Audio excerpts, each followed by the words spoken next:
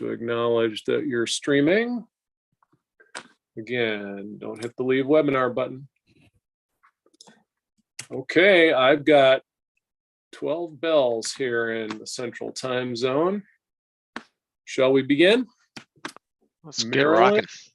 Chad is here. We got more attendees coming in, Brad. So with that, let's get started in 3, 2, 1. Hello, everybody. My name is Eric Johnson, and I'm here with my kid brother, Derek. Derek, how you doing today? Pretty good. We were talking about puppies and dogs and stuff in the lead up to today, and I have a quiet house except for a very small puppy that is out in the other part of the house. Basically, that could be my only distraction today. Hopefully not, but if it does, give me some grace. Well, you could have had a small Korean boy like we had last week when we were out in Erie, Pennsylvania, visiting with our university partners out there. And speaking of which, do you want to introduce our guest for today? I would love to. But before I go there, that pullover you've got on there is really snazzy. Thanks. What's going on with that? My best clothes were free swag acquisitions from various places. And this is my new favorite shirt from Gannon University. Our guest and his right-hand gal made a very kind gift of this, whatever you call this, pullover, I guess, to me. And you got some other stuff. And I believe Rocky walked away with a Christmas morning equivalent number of toys and slime and other stuff as a result. I think he was the person who really made out last week when we were at Gannon. He was the big winner. There's no question about it. Special thanks to Kathy Roach. If you listen to this, Kathy, I'll be in touch soon to give a proper thank you. But our guest today is a longtime friend. Spanning. We're still in debate over just exactly how many years it's been, but it's greater than 10 and less than 20. We'll leave it at that. Brad Gleason, welcome to Running Into the Fog. Thanks for being here. I'm pretty excited to be here. Great to see you guys both, Derek and Eric. Long time no see. We just saw one another last Monday, Tuesday, right, out in Erie.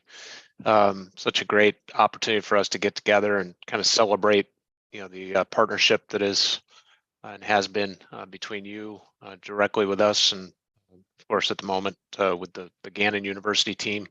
I see a couple of people on the bridge here. Actually, Leilani's out there. A couple of other people from Gannon, I'm sure, are listening in. Brad, you agreed kind of on short notice to join us on this podcast. And, Eric and I have this kind of running connection with people. If you need to call on somebody that would make a great guest on short notice, you should lean into people that, are good friends. And, for that, I appreciate our great friendship.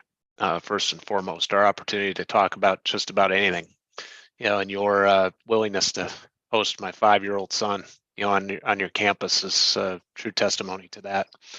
But it's not so much your Gannon background that I'd like to lean into today. It'd be more so, your startup.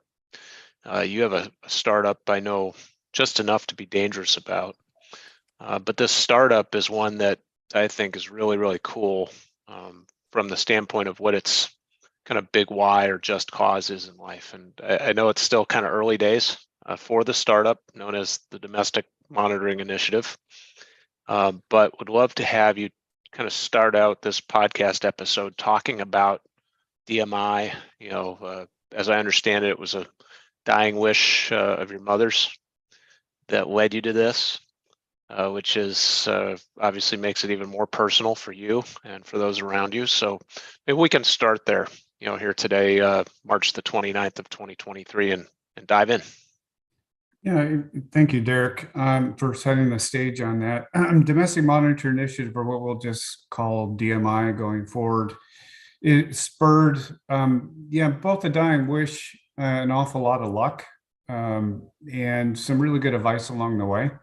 Has gotten what was an idea into something that I think is going to be a huge problem solver down the road. And specifically what I mean by that is you had mentioned a dying wish of my mom, and she made a point as this is kind of a tearjerker, but she was donating her body to cancer science next to me as we're filling out the application. And she asked me to do one thing for myself. And for some, that might be a shiny car. But for me, it was really something to think about. And when I did, doing something for myself meant turning that back to what I'm about, and that's doing something for others. So I started to noodle on that, and I didn't knee jerk into any particular effort. I just started to process.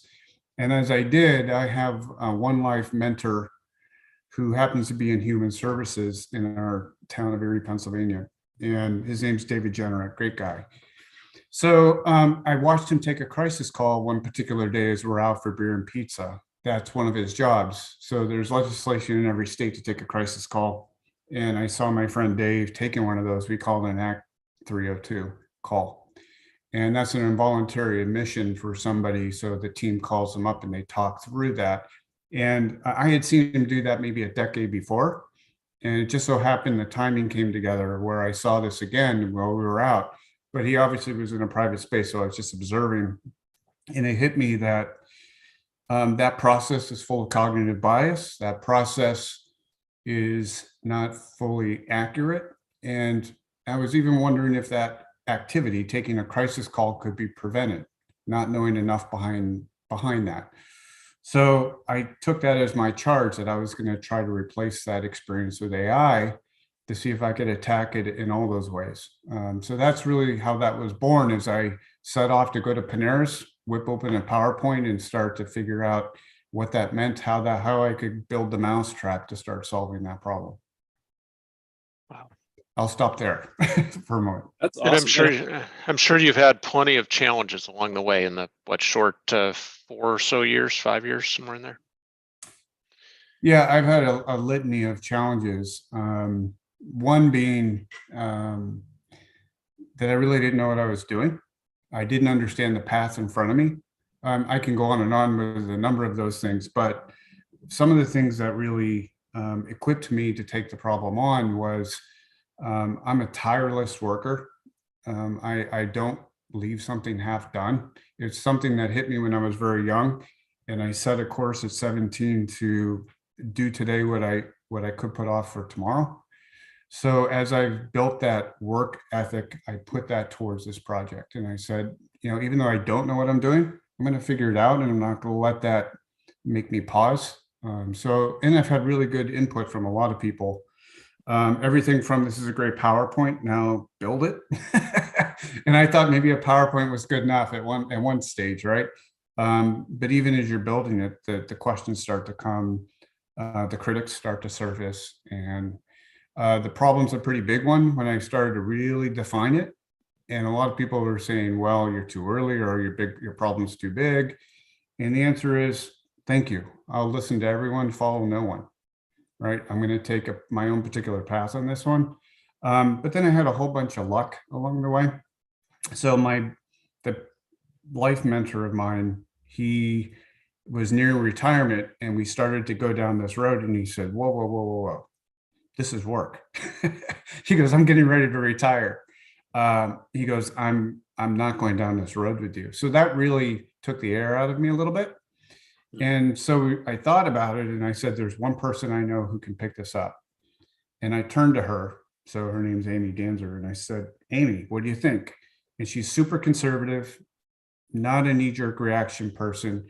And she stood up and shook my hand right on the spot and said, I'm in. That was really cool. So that was another piece of luck I didn't see coming. And so she built our algorithm, our secret sauce. And there's a lot to unpack, but I'm happy to just kind of jump forward for a second and just say that we are now beta testing in Jamestown, New York, with severely mentally ill adults. And we literally kick off Thursday with 105 days of beta collection and analysis. Wow. Like tomorrow? A week from tomorrow, sorry. A week from tomorrow. Wow. That's impressive.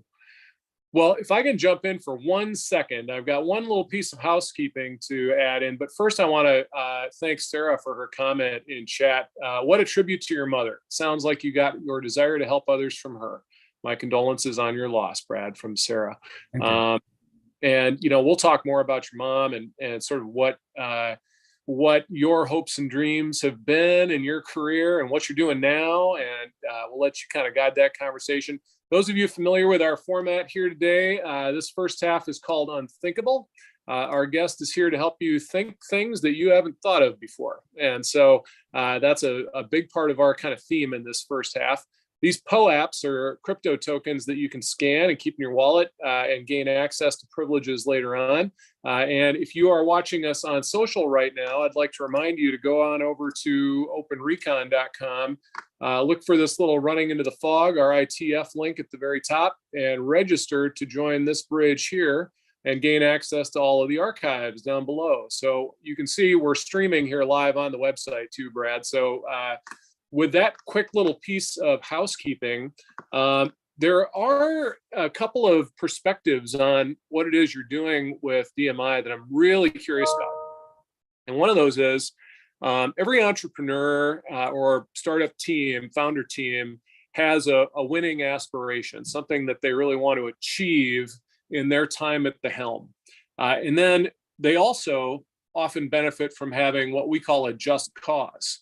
Something they can't achieve in their time at the helm, something they know is going to outlive them in their role at the head of the company. Can you talk a little bit about the sort of creative tension created by the winning aspiration to produce business results, and then the just cause, which is really to produce results in the world for DMI? Sure, and great question. So the creativity is, I already have version 2.0 in mind, and we are going into beta with version 1.0, right? So we have a particular set of feeds that go through an algorithm to give us a certain awareness. But I want an enormous list of additional feeds coming in, and I have a very good list of use cases thereafter in areas of adults severely mentally ill, children and youth, veterans. I see pre-release employee assistance programs. So that list is pretty extensive. The total available market that we calculated when talking to investors exceeded $2.8 trillion, which is wow. Huge TAM, right? Yeah. But the goal for all of that is much larger than my abilities. So I also have to know what my limits are, to your point, Eric.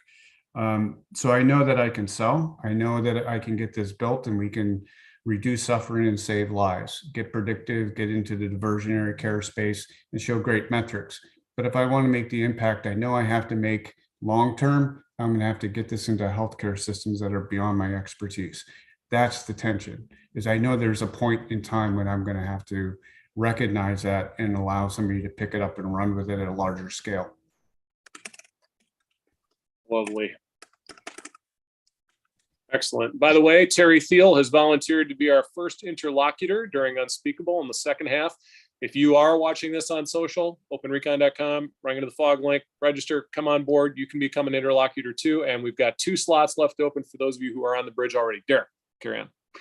So 2 things. One, a statement, and another, a question. You mentioned, Brad, having a significant total addressable market. I suspect you're going to get there mostly because you have the advantage of there's part of you doing this for your mom. So this isn't just you doing it for yourself. You're doing it for someone else and for the legacy of your dearly departed mother. That would be the statement. The question would be, you just got done talking about how you are in business. Your co-founder, I think you termed Amy super conservative or very conservative.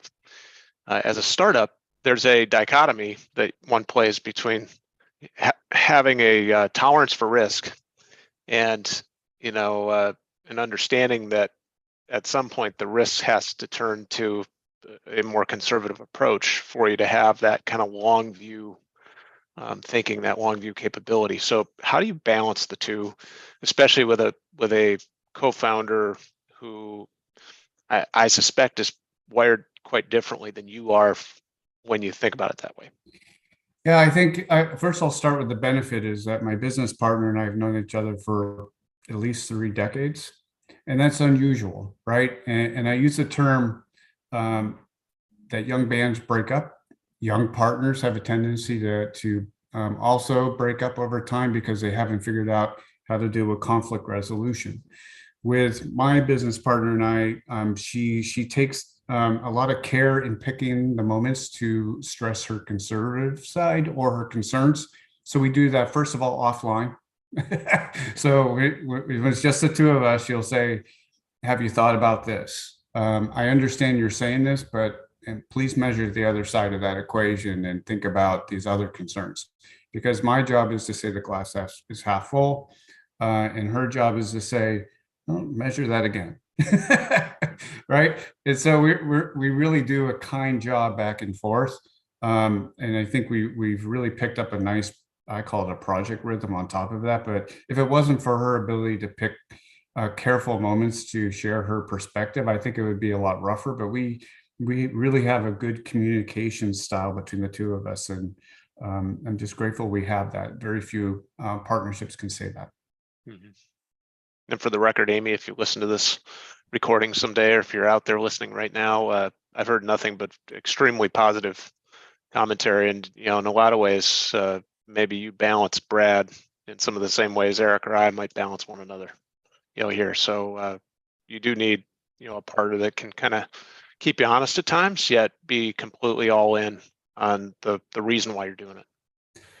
Yeah, if I can even jump in and just plug her an additional time, we went through a very challenging development cycle between part-time developers moving over to offshore development teams. And during the same time, her mother was really struggling with her health, to the point where we would be on a development meeting. She would have to go on pause and take a phone call, come back in, go on pause, take a phone call, come back in and say, guys, I'm sorry, I have to go to the hospital. I'll be back for the next meeting. So she managed a very difficult last chapter of her mother while we're going through the development of our business. So she's quite a trooper on top of it. And she was able to keep the interests of our business moving while managing the decline of her mother. It was something exceptional. And that just talks a lot more about what kind of person she is. For sure. A couple comments from the chat. JP said, what Brad calls luck is really his hard work, his selflessness, and his mental acuity, a true innovator. I think you know who that might be behind that name. JP, you're welcome to join the interlocutors in the second half. And Kurt says, that is unusual. Most business partnerships don't make it. There's an old adage that having a business partnership has all of the disadvantages of a marriage and none of the advantages. So Kurt, very insightful. Oh, I love that saying. Thank you for that.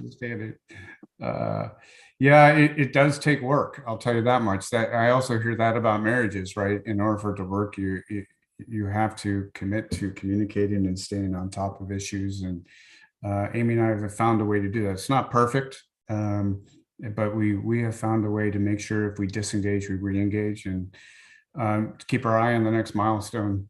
So again, very lucky. My girlfriend actually went to high school with her partner, so that's really cool too, right? So we go out to dinner when we're all in town. It's a nice experience all the way around. When I was in town a couple of weeks ago, I went out to dinner with them as well. So we try to have a social side to how we know each other, just so it's not all business as well. And I'm sure there's days she just doesn't want to see my face or hear my voice, but other days we do get along. There's a genuine appreciation for each other, which you need to have when you're going through the tough blows of starting a startup, because it's constantly pivoting and it puts you under stress in different ways every day.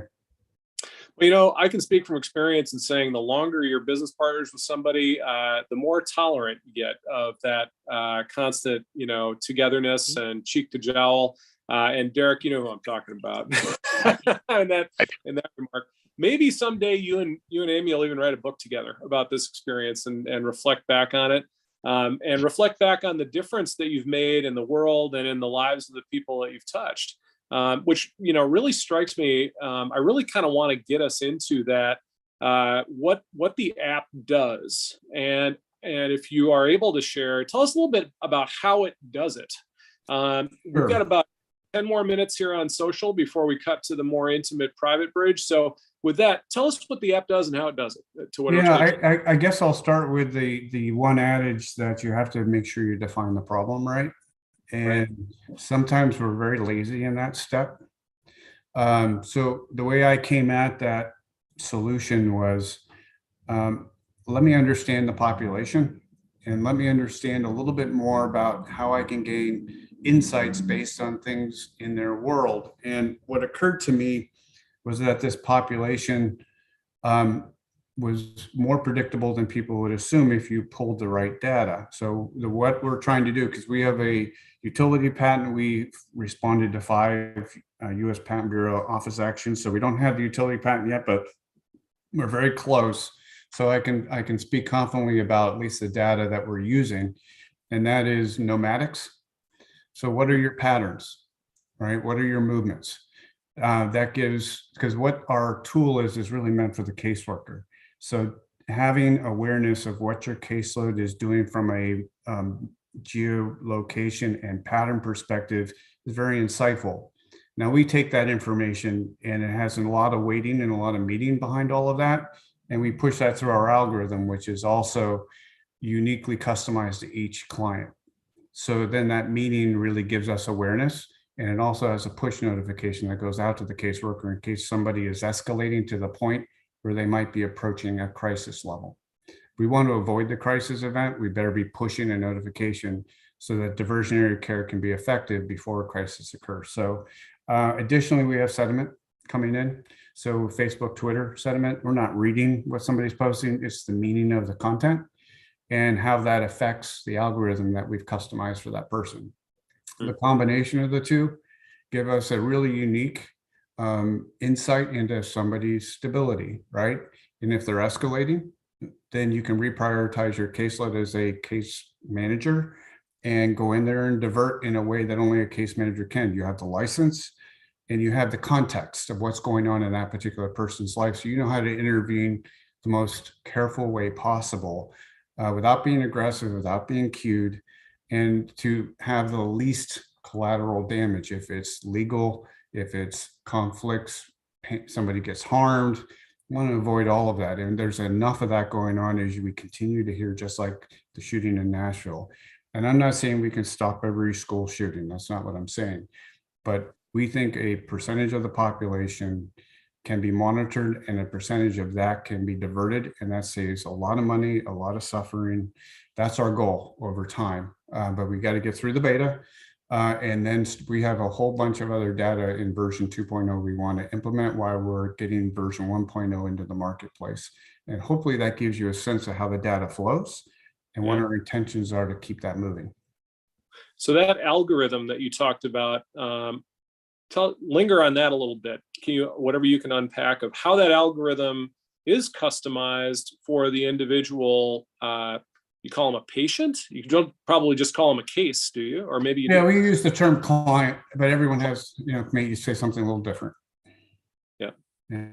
So the goal is to obviously both use the DSM, right? So that is the book for a mental health diagnosis, and healthy people and unhealthy people, can be labeled underneath that, but you can have dual diagnosis. You can have a mental illness and an addiction, for example. So we have the ability to customize based on that diagnosis to all the weighting that's unique to our algorithm. So we weight movements. So if you don't go to your med monitoring when you should, that's a real high thing. So that's actually very site specific. But also if patterns over time don't have movement when it should, or they're in places they shouldn't be, that could be telling, and we can block off certain areas, especially for HIPAA compliance. There's certain things that we block off, like where do you sleep? Well, we block that off so that that's not known. And we have a full-blown set of HIPAA support with our business. Just a shameless plug, we have a HIPAA attorney, we have a cyber HIPAA compliance professional helping us with all of our data from end to end to make sure it's encrypted and compliant with both CMMC compliance and HIPAA compliance. And then we have a really great development team, both offshore and locally, to help us along the way to make sure that we're following HIPAA across all fronts as we do this. So we spend a lot of time and money on that. But the goal across all of this is optimal awareness around those patterns and getting more and more accurate at the meaning of that, because algorithms deter over time. So you have to be working on the algorithm at all times to make sure it's as optimal. And so that's where our focus is. This beta testing right now to make sure our original customization is accurate and that we're weighting all the information coming in as best as possible. And once we have that calibrated, we're looking forward to market. Now, Brad, maintaining our mental health is arguably one of the world's biggest challenges, especially coming out of COVID, right? And so when you think about what it was about your story or your capability that grabbed the attention of the people you'll be beta testing with in Jamestown, New York, can you expand a little bit on, why Jamestown, New York? What was it about your pitch to whatever institution you're working with there? And how do you maybe use that win, if you will, to gain other beta testers and see this opportunity for your app to expand? Yeah, I really appreciate the question. So the beta partner is called STEL, but what that stands for is Southern Tier Environmental Living. And they're a housing developer and a case management support entity in Western New York. And in Jamestown, they have a particular set of facilities around town. We're working with 5 of them. And when that particular population in one of the buildings leaves, they don't have any awareness of what goes on until they come back, and what comes back can be concerning. So they recognize the awareness. The CEO, Tom Whitney, and I have known each other for a long time, and he's a college buddy of a mutual friend of ours, Shelley Fry. So there's the connection for you, right? So I love Shelley.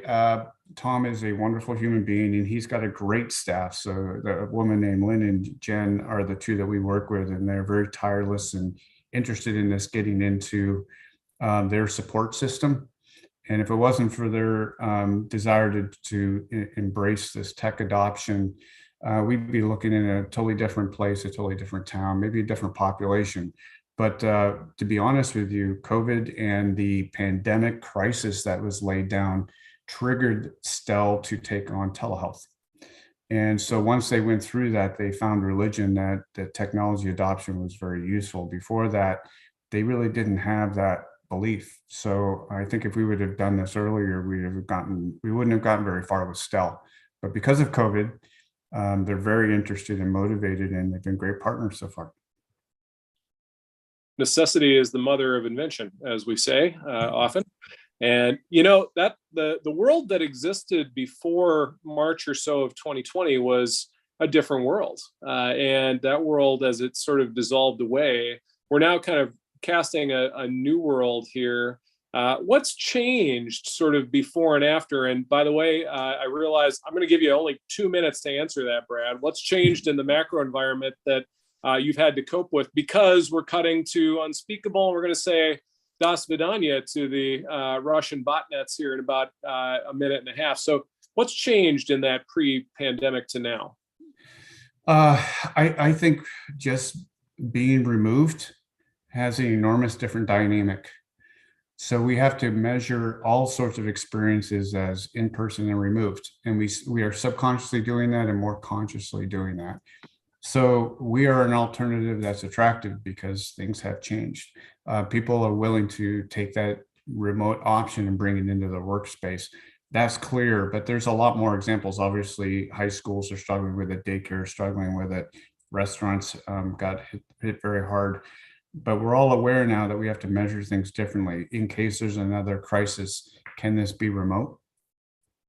Right? And does this have a remote capability? What if I have to go back to working in my home? So people are thinking about technology in those ways, which just wasn't even a consideration 3 years ago. Well said. Well, the time has come, everyone on social. If you haven't upgraded by now, I don't think you're gonna. We have a little bit of a shift to do on the show. We're shifting from unthinkable to unspeakable, and that means, Brad, you can start cussing if you want to. You can say whatever you want, because there's nobody that's going to cancel us over here. We have a very experienced interlocutor picking you up here at the start, but we're going to say,